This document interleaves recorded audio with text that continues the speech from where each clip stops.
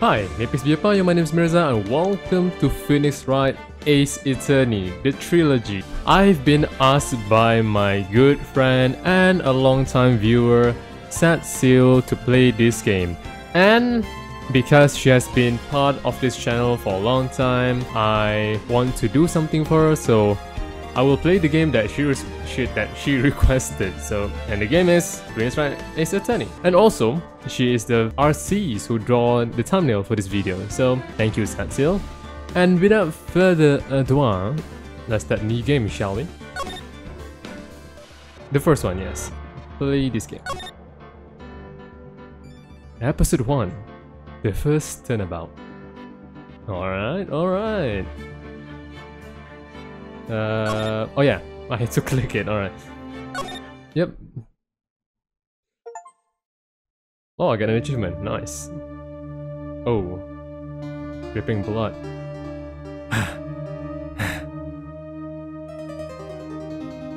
Uh-oh. A murder is afoot. Oh no! Damn it! Why me? I can't get caught. Not like this. Uh-oh. I've got to find someone to pin this on. Someone like him. I'll make it look like he did it. Alright. We already know who's the murderer is. Cool. This shouldn't be hard. August 3rd, 9:47 AM. District Court. Defendant lobby number 2. Boy, am I nervous. Right. Oh my god. Oh, hiya, Chief. I'm glad I made it on time. Well, I have to say, Phoenix, I'm impressed. Not everyone takes on a murder trial right off the bat like this. It says a lot about you, and your client as well. Thanks. Thanks, Chief. Actually, it's because I owe him a favor. A favor? You mean you knew the defendant before this case? Yes. Actually, I kind of owe my current job to him. It's one of the reasons I become an attorney. Well, that's news to me. I want to help him out any way I can. I just really want to help him. I owe him that much. Alright. It's over! Oh, my life! Everything is over! Huh? Is that your client screaming over there? Yeah, it's him. Death! Despair! Oh! I'm gonna do it! I'm gonna die! It sounds like he wants to die. Yeah. Nick! Hey there, Larry. Dude, I'm so guilty. Tell them I'm guilty. Give me the death sentence. I ain't afraid to die.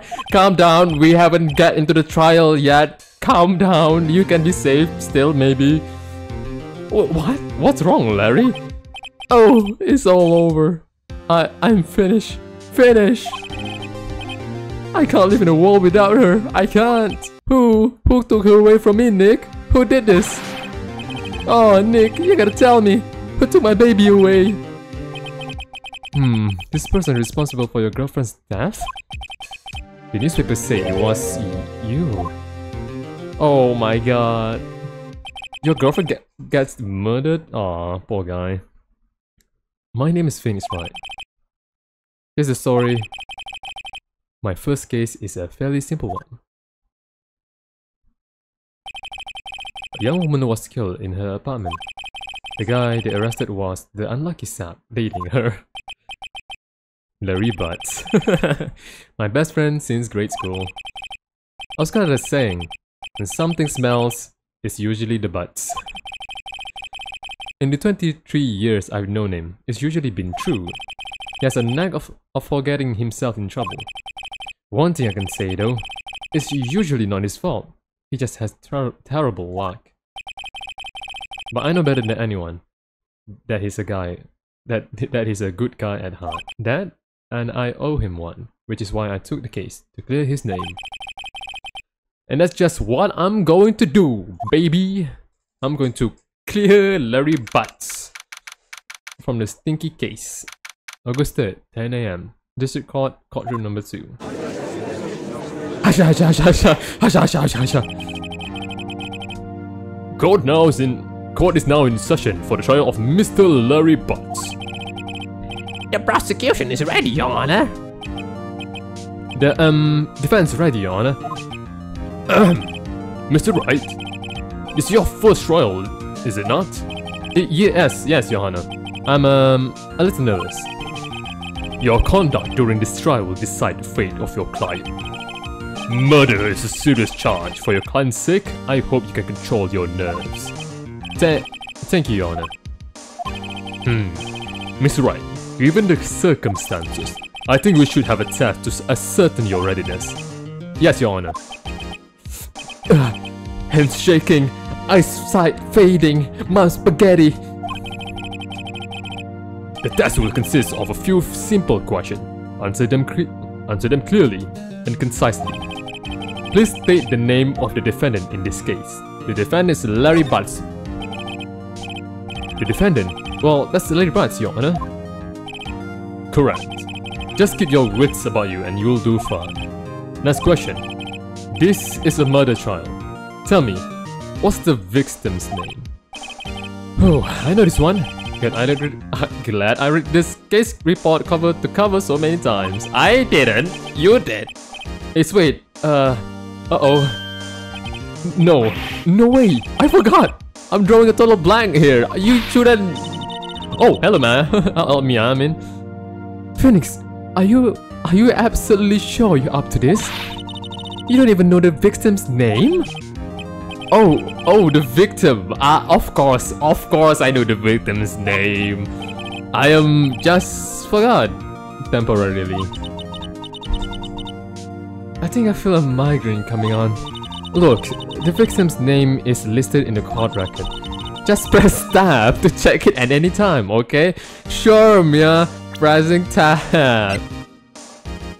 Cindy's auto-respawn. Okay, autopsy respawn. Cindy. Alright.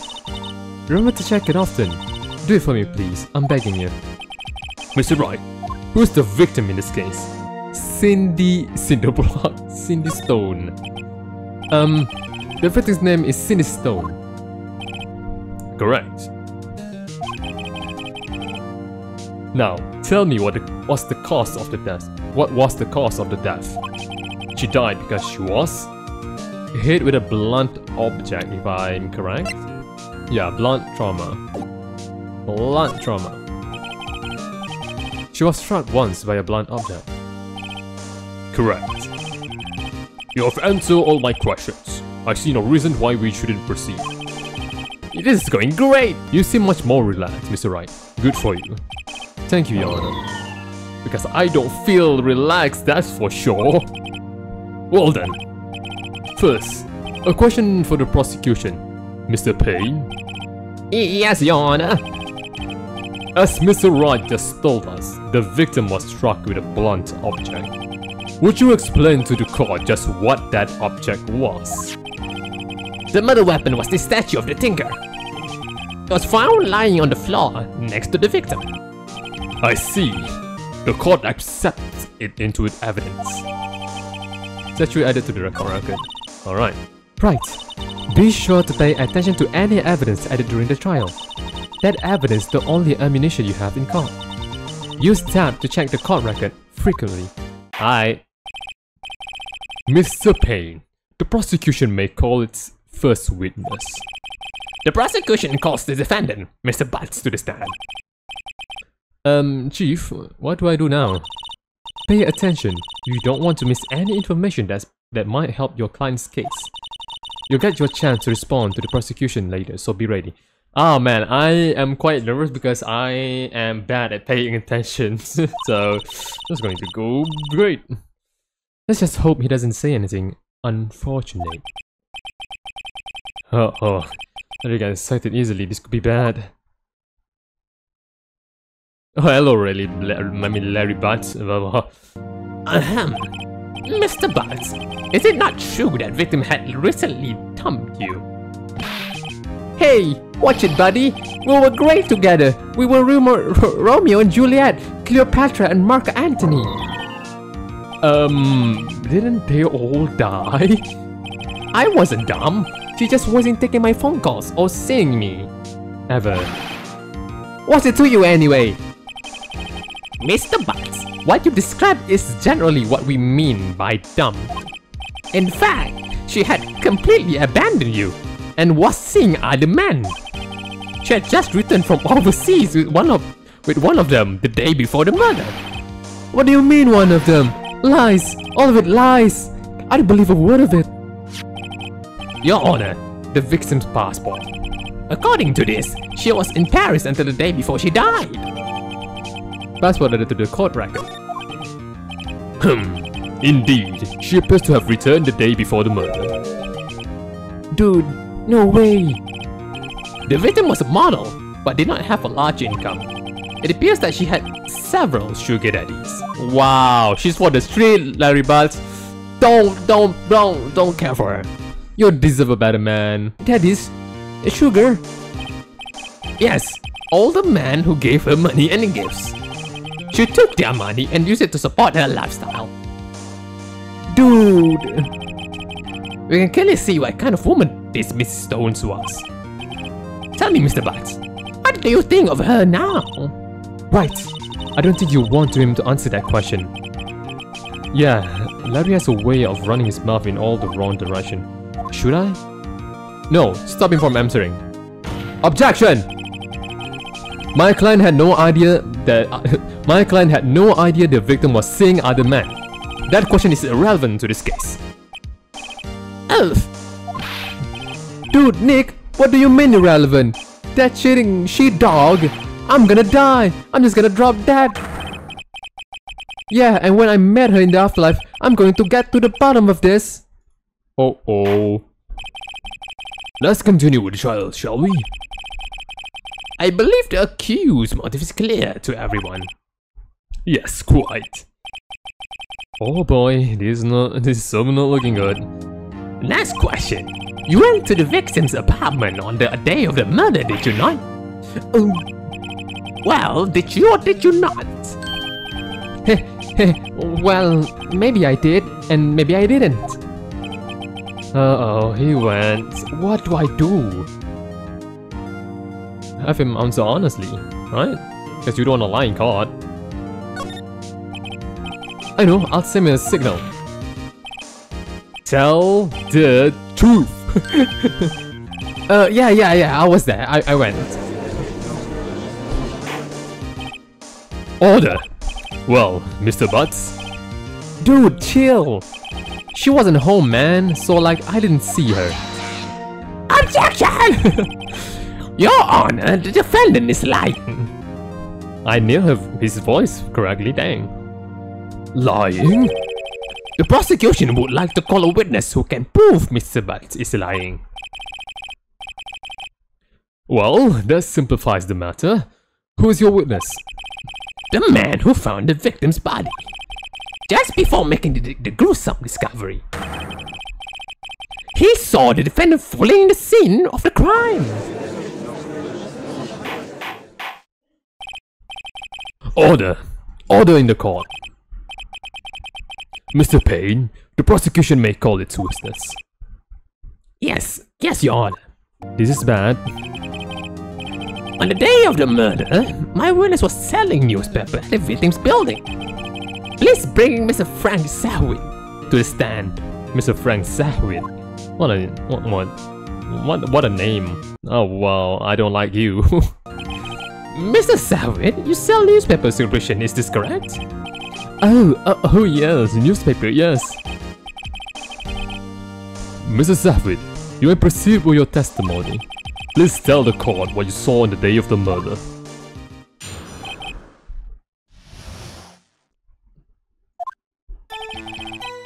I was going door to door, selling subscription when I saw a man fleeing an apartment. I thought he must be in a hurry because he left the door half open behind him. Thinking it's strange, I looked inside the apartment. Then I saw her lying there, a woman, not moving, dead. I queried in fright and found myself unable to go inside. I thought to call the police immediately. However, the phone in her apartment wasn't working. I went to a nearby park and found a public phone. I remember the time exactly. It was 1 p.m. The man who ran was, without a doubt, the defendant sitting right over there. Alright. Larry, why did you tell the truth? I can't defend you against a testimony like that. Accidentally, why wasn't the phone in the victim's apartment working? Your Honor, at the time of the murder, there was a blackout in the building. Aren't phones supposed to work in a blackout? Yes, Your Honor. However, some callers' phones do not function normally. The phone that Mrs. Salvit used was one of those. Your Honor, I have a record of the blackout for your perusal. Alright. Alright, can I see it? Can I see the thing? Wait. Yeah, I can see it. Electricity to Miss Stone building was out from noon to 6 p.m. on the day of the crime. Alright, cool. No, Mr. Wright. Yes, yes, Your Honor. You may begin your cross-examination. Cross-examination, Your Honor? Alright, right. This is it. The real deal. What exactly am I supposed to do? Why? You exposed the lies in the testimony the witness just gave. Lies? What? He was lying? Your client is innocent, right? Then that witness must have lied in his testimony. Or is your client really guilty? Oh, how do I prove he's not? You hold the key. It's in the evidence. Compare the witness testimony to the evidence at hand. There's bound to be a contradiction in there. First, find contradictions between the court record and the witness testimony. Then, once you found the contradicting evidence, present it and rub it in the witness' face. Okay. Open the court record with Tad and point out the contradiction in testimony. Oh, alright. Okay, cross-examination. Alright. Okay, focus. Don't be dumb. Okay, cool. I was going door to door selling subscription when I saw a man fleeing an apartment. I thought he must be in a hurry because he left the door half open behind him. Alright. Then it's strange, I looked inside the apartment. Then I saw her lying there, a woman, not moving dead. Okay, what do I have actually? Okay. 5 p.m. 7:31. Statue of Tinker. The victim apparently arrived home. The stone building was up from noon to 6 p.m. Okay, cool. I don't see anything right now, so we're moving ahead. I crawled in fright and found myself unable to go inside. I thought to call the police immediately. However, the phone in her apartment wasn't working. I went to a nearby park and found a public phone. I remember the time exactly. It was 1 p.m. The man who ran was without a doubt the defender sitting right over there. Oh god. What is the lie? The man who ran was without the defender sitting right over there. Remember the time exactly. It was 1 p.m. I went to them by. Oh, wait. What? Was it? What a death? Time of death is at 4 to 5 p.m. So it's not. It says 1 p.m. It's not even close. You found the body at 1 p.m. You sure? Yes, it was 1 p.m. for certain. Frankly, I find that hard to believe. Your statement directly contradicts the autopsy report. The autopsy notes the time of death as sometimes after 4 p.m. There was nobody to find at 1 p.m. How do you explain this 3-hour gap?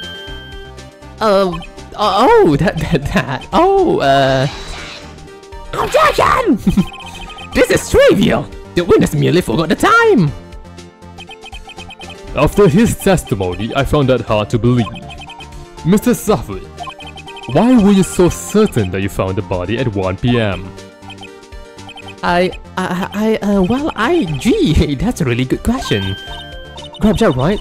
Way to put him on the spot. Hey, I'm smart! That's all you have to do, point out the contradictions. Lies always beget more lies. 3, 2, 1, and their whole story falls apart. Alright. Wait, I remember now. Why would you care to give your would you care to give your testimony again? Alright. I know your game now, Mr. Sahwe. You see, when I found the body, I heard the time. There was a voice saying the time. It was probably coming from the television. Contradicting again. Oh, but it was 3 hours off, wasn't it? I guess the victim must have been watching a video of a tape program. That's what I thought. It was 1 PM. Terribly sorry about the misunderstanding. The electricity wasn't on. I see. You heard a voice saying the time on the tape program. Mr. Wright, you may cross-examine the witness. You know, this one is easy. Right. You know what to do. Yeah. I've got this one. You see, when I found the body, I hit the time. There was a voice saying blah blah blah. Wait. I noticed this one. Coming from the television, you say... Objection! Hold it right there. The prosecution has said there was a blackout at the time of the discovery. And this record proves it. Huh! You couldn't have heard a television or a video! Gah! The defense has a point. Do you have an explanation for this, Mr. Sahwe? No, I find it quite puzzling myself. Wait, I remember now. Mr. Sahwe, the court would prefer to hear an accurate testimony from the very beginning. This constant correction are harming your credibility. That end, you seem rather distraught. My apologies, Your Honor. It must have been the shock of finding the body. Very well, Mr. Sahwe. Let's hear your testimony once more, please. You cannot lie, my man. I know where you're going, what you're doing.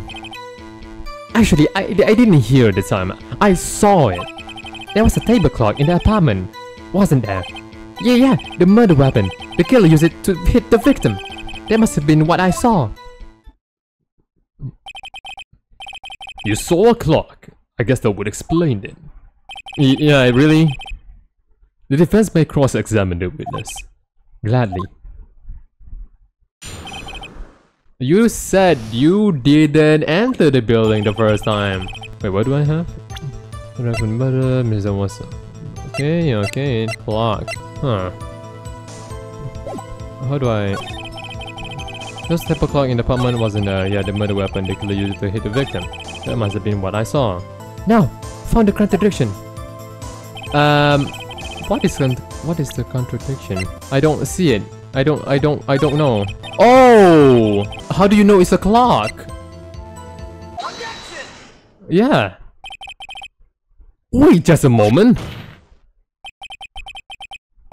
The murder weapon wasn't a clock. It was this statue. Now, how is it supposed to be a clock? What? You with your objections and your evidence? Just who do you think you are? Just answer the question, Mrs. Sapin. I saw it there, okay? That's a clock. Your Honor, if I may. Yes, Mr. Payne? As the witness stated, this statue is indeed a clock. The neck is a switch you just tilt it and says the time out loud. As it doesn't look like a clock, I submitted it as a statue, my apologies. I see. So the murder weapon was a table clock after all. Well, Mr. Wright, it appears that the witness testimony was correct. This is a clock. Do you have any problem with his testimony now? Yes! How does he know it's a clock? Your Honor, there's a gaping hole in the witness testimony. The only way he could have known the weapon was a clock is to hold it in his hand. Yet the witness testifies that he never entered the apartment. True. Clearly a contradiction. Indeed. The witness knew it was a clock because he went into the apartment. You're lying. You were inside the apartment on the day of the murder. Oh yeah? Prove it. Prove it I went in there. I'll do better than that. I can prove you were the one who killed her. You struck her with the clock and the shock of the blow triggered the clock's voice. That was the sound you heard! Oh. Order in the court. Intriguing. Please continue, Mr. Wright. Yes, Your Honor. Mr. Salwit, the sound must have left quite an impression on you. Understandable, since the murderer just spoke as you hit the victim. That voice was burned into your mind. That's why you were so certain about the time. What's the meaning of this? This is all baseless conjecture. Baseless? Just look at the witness's face. Would the witness care to elaborate? Did you strike the victim with the clock? That day, I never. Look, the clock, I heard, no, I saw. Yeah! Well then, thank you for that. Shut up! I hate you. It was him, I tell you. I saw him. He killed her, and he should burn. Burn! Give him death.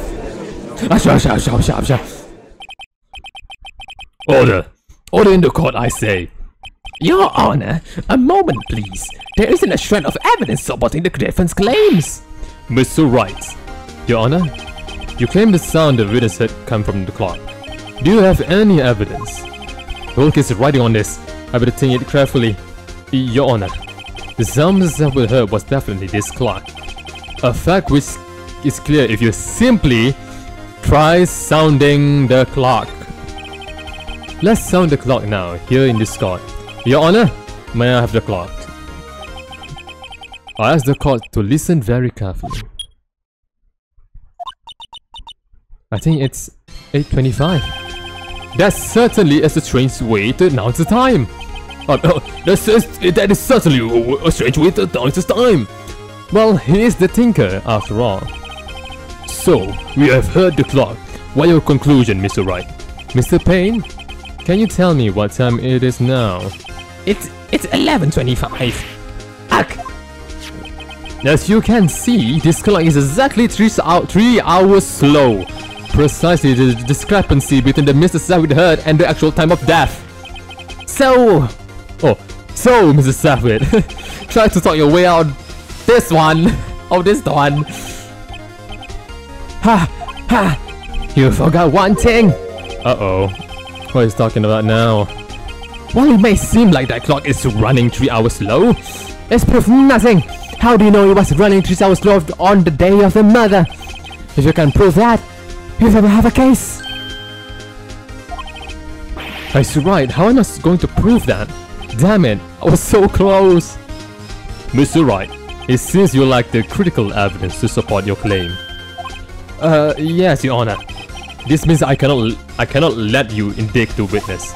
Unfortunately, this ends the cross-examination of Mr. Frank Salwit. I come all the way here to testify, and look what happens! You treat me like a criminal! A criminal! You lawyers are all slime! I almost had him. Sorry, Larry, I failed you. There's nothing I can do about it now. Not so fast, Mr. Salwit.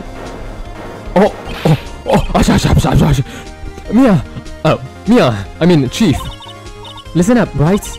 Don't throw this one away. Not like this. Think. But Chief, it's over. I can't prove the clock was slow the day of the murder. Nobody can prove that. I mean, he did claim it, but it well, yes, but that doesn't mean you can't still win. Try thinking out of the box. Don't waste time doubting the facts. Assume the clock was 3 hours slow, and think through it. Ask yourself, why was it the clock? Why was the clock 3 hours slow? Figure out the reason and you will have your proof. Right? Can you think of a reason as to why the clock would be 3 hours slow? Why would it be 3 hours slow?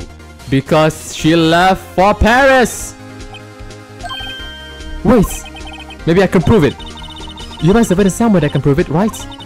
Find it and let them have it. Mr. Wright? You say the clock was really running slow on the day of the murder. Have you found the evidence to support his claim? Of course. There's a piece of evidence in the court record that can prove my claim beyond a doubt. Ha! Tough words. Let's see you pull this one off. Let's see this evidence that proves why the clock was running slow. It was the victim! Because she arrived in Paris! Take that! The victim had just returned home from abroad the day before the murder. As we all know, the time difference between here and Paris is 9 hours.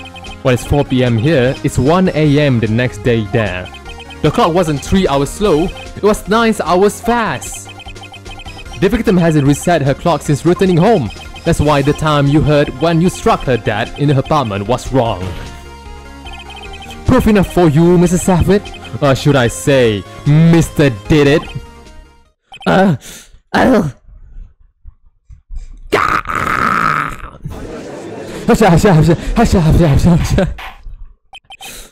Order! Order, I say! Well, this case has certainly turned out differently than we all expected. Mr. Payne, your witness. He was arrested and has been taken away, Your Honor. Very well. Mr. Wright. Yes, Your Honor.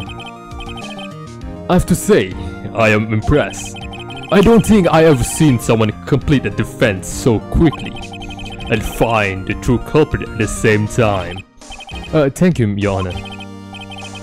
At this point, this is only a formality, but this court finds the defendant, Mr. Larry Butts. Not guilty, baby. I am good at my job. You owe me $10 billion, Mr. Larry Butts. And with that, this court is adjourned. I think I changed the Mrs. Savage voice like a couple of times because I'm not that good at voices. I'm sorry, guys. It turns out that Frank Savage was a common burglar. He posed as a newspaper salesman to check and see when people were out of the house. That day, when Larry went to her apartment, the victim wasn't home. After he left, Mr. Savage let himself in to do his dirty work. While he was searching her place, the victim returned. Flustered, Mr. Savage grabbed the nearest blunt object that he could find and bashed the brains out of her. August 3rd, 2:32 PM, District Court, Defendant Lobby number 2. Whew, I still can't believe we won! Right, good job in there. Congratulations. Thanks, thanks, Chief. I owe it all to you. Not at all, not at all. You fought your own battles in there. It's been a while since I've seen a trial end on such a satisfying note. I haven't seen the chief looking this happy. If she is glad, imagine how Larry must feel. My life is over! Larry, you're supposed to be happy. What's wrong now? Oh, Nick. Don't worry about me. I'll be dead and gone soon. Good. Wait, no, I mean bad. Larry, you're innocent. The case is closed. But my Cindy Wing is gone, man. Gone forever. Larry, she was, nah, never mind. Congratulations, Harry.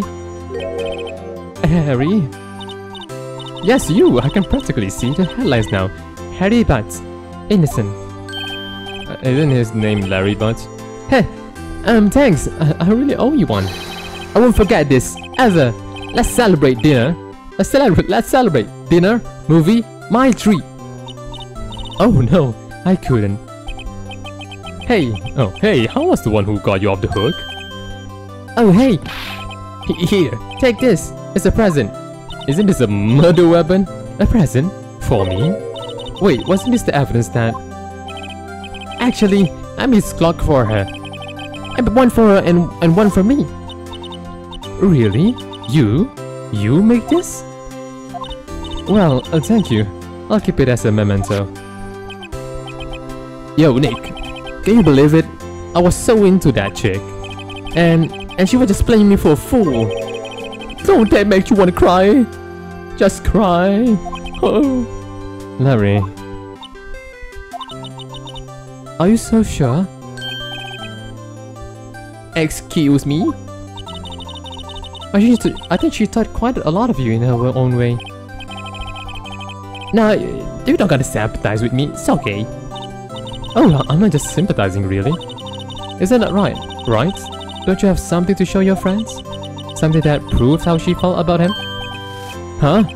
Oh yeah, right. What the heck is she talking about? It's because she has the same clock. She kept the clock, even though she is for the street. She still kept the memento, right? So she is nice. I will give her that. Take that! Punch you, Larry, with the evidence. Check this out, Larry. Proof positive you would just jump to her. Huh? What about that clock? This is the clock you made for her, Larry. And she took it with her when she traveled. Whatever, she probably just needed a clock, that's all. You think so? It's a pretty heavy clock to take traveling. Well, make of it what you will. Oh, well, make of it what you will. Hey Nick, I'm glad I asked you to be my lawyer. Really, I am. Thanks. Hope that made him feel a little better. Yeah, we did it. Right? I hope you see the importance of evidence now. Also, hopefully you realize things change depending on how you look at them. People too. We'll never really know if our clients are guilty or innocent. All we can do is believe in them. And in order to believe in them, you have to believe in yourself. Right? Listen, learn, grow strong. Never let go of what you believe in. Never. Well, I think our work here is done. Shall we be off? Yeah, I guess so. Say, how about dinner? On me. A day with the chief, baby. We'll drink a toast to innocent bugs. Yeah. Oh, speaking of Larry. Is it Harry or Larry? Did I read the name wrong? You were saying part of why you became a lawyer was because of him. Yeah, part at least. You have to tell me more about it sometimes, maybe over drinks. And so my first trial come to a close. Larry, see? Larry slapped me on the back and said, "Gee, Nick, it's good to have friends. But I'm pretty sure he's not going to pay us. Unless you count the clock he gave me, Yeah. I didn't know it then.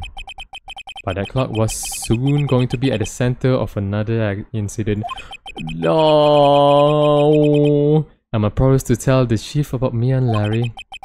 Will be one promise that I wouldn't be able to keep. Oh no! Oh no! Something bad's going to happen! A brand new has been added. Oh no!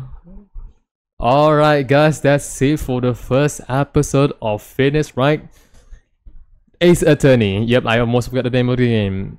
So I'm gonna leave this episode here. Thank you so much for watching. If you like the series to go on, leave a like down below, comment below what you think. Please consider subscribing if you want to see more of my content. And I'll see you guys in the next video. Bye bye!